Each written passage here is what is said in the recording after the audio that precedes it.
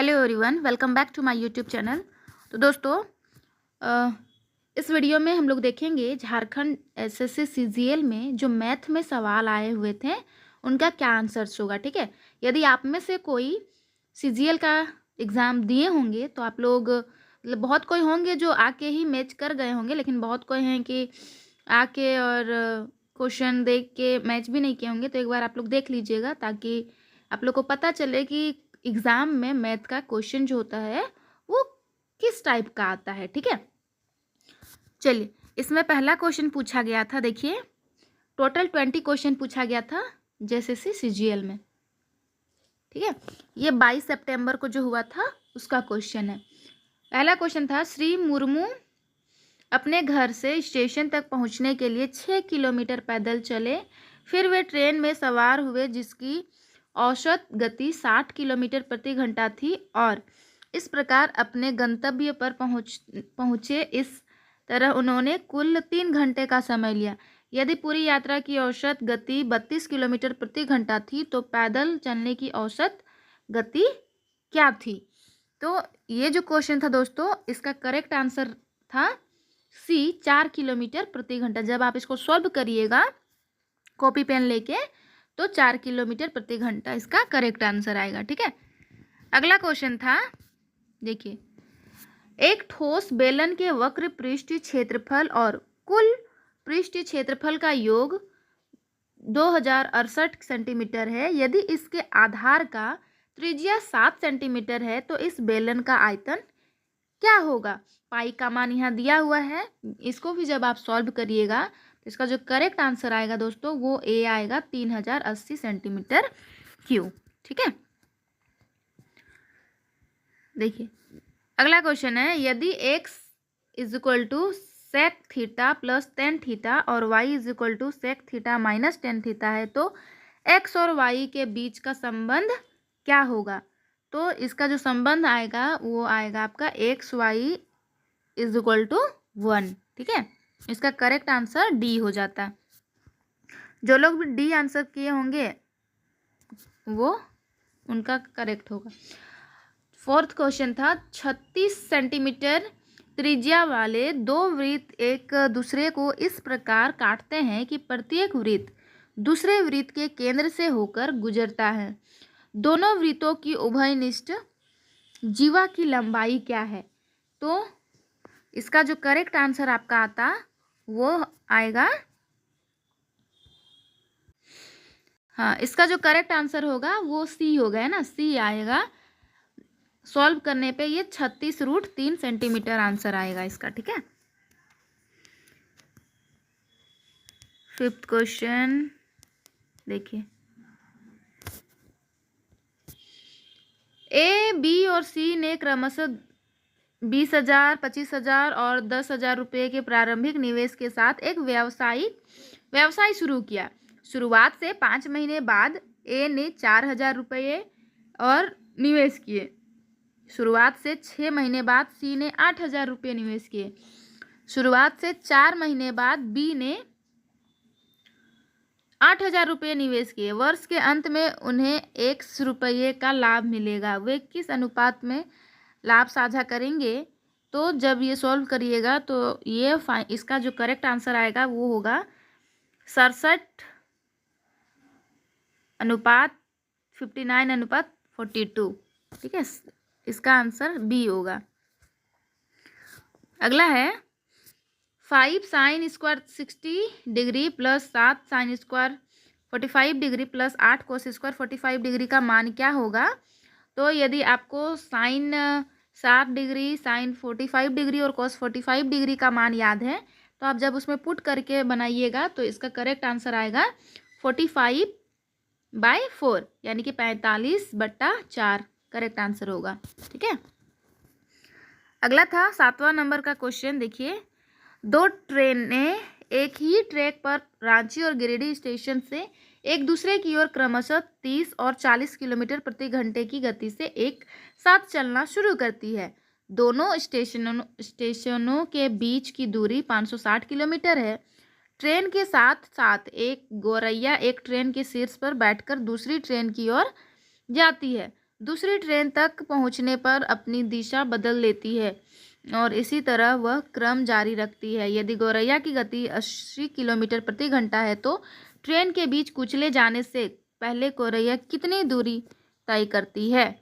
तो इसका जो करेक्ट आंसर है सॉल्व करने पे ये आएगा आपका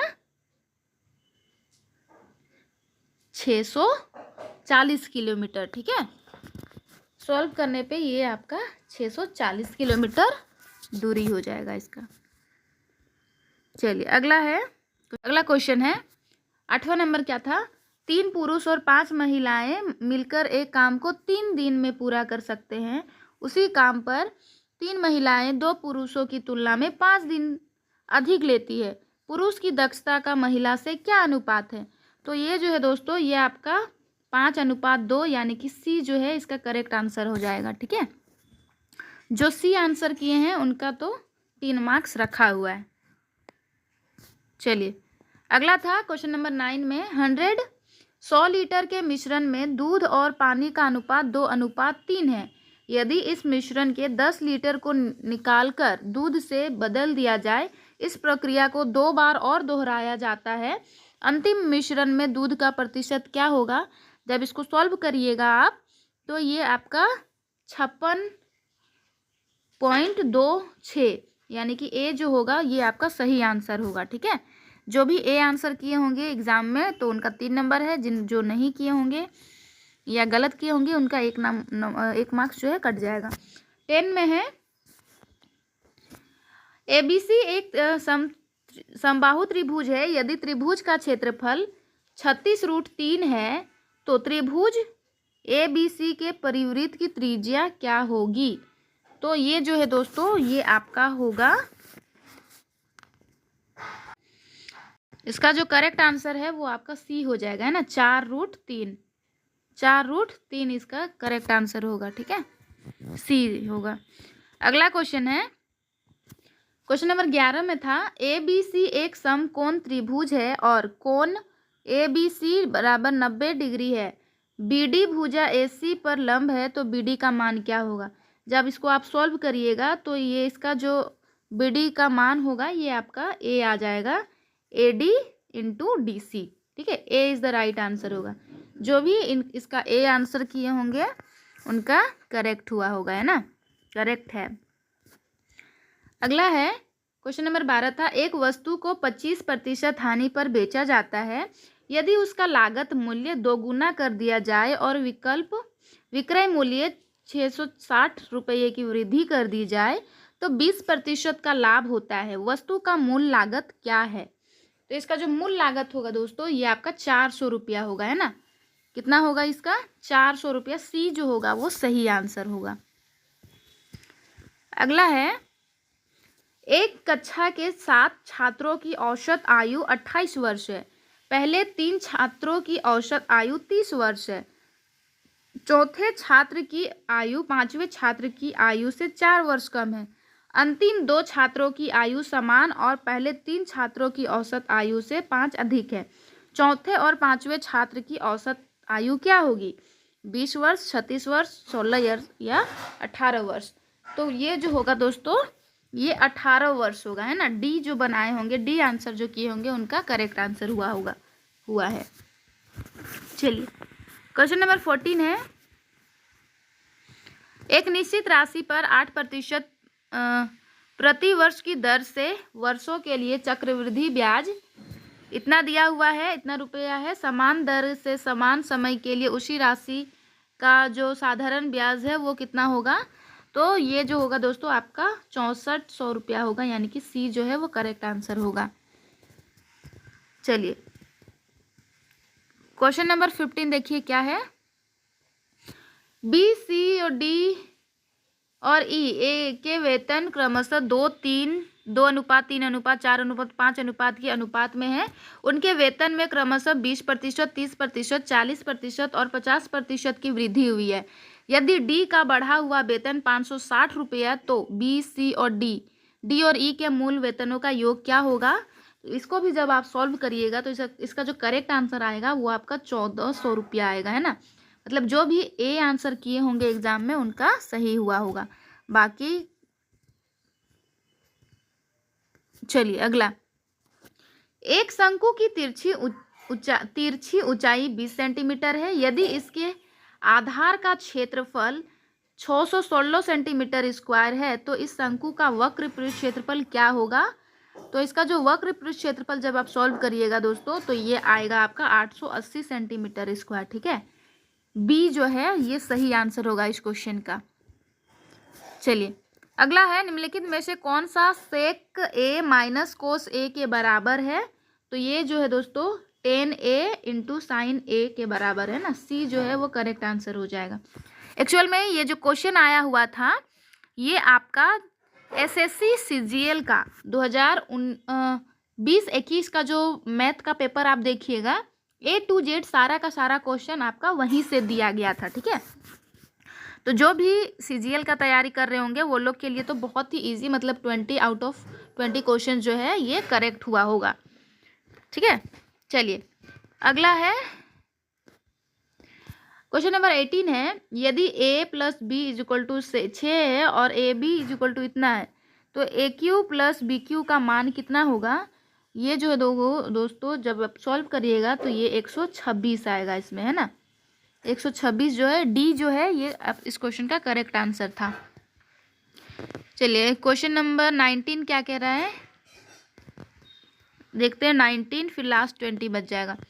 दी गई श्रेणी S1 और S2 के बीच सामान्य पदों का योग पूछा है। तो इसमें जो योग है ना, इसका हाँ इसका जो योग है दोस्तों वो क्या होगा। इस क्वेश्चन का जो करेक्ट आंसर होगा वो आपका डी होगा, है ना। सॉल्व करने पे आपका 6974 जो आता है वो करेक्ट आंसर आता है, मतलब इसका आंसर डी था। लास्ट क्वेश्चन है क्वेश्चन नंबर 20। ए अकेले 12 दिनों में काम का 2/5 भाग कर सकता है। बी ए से 25% अधिक कुशल है। सी अकेले बी से 12 दिन कम समय में वही काम कर सकता है। डी सी से 25% कम कुशल है। यदि वे सभी एक साथ काम करते हैं तो काम कितने दिनों में पूरा हो जाएगा। तो जो काम पूरा होगा दोस्तों ये आपका 240 दिन में पूरा होगा। 240 डिवाइडेड में, मतलब इस क्वेश्चन का जो करेक्ट आंसर था ये आपका डी था।